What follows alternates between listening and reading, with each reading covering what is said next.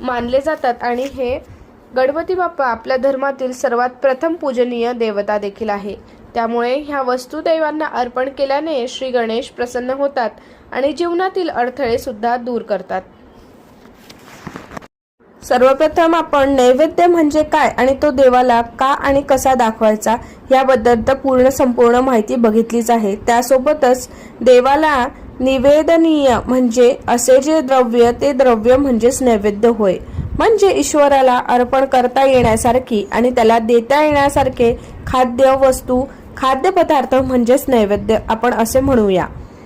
तसेच म्हटले आहे की जे निवेदनीय असेल ते प्रशस्त आणि पवित्र असावे, ते भक्षणाला योग्य असावे आणि 5 प्रकारचे असावे।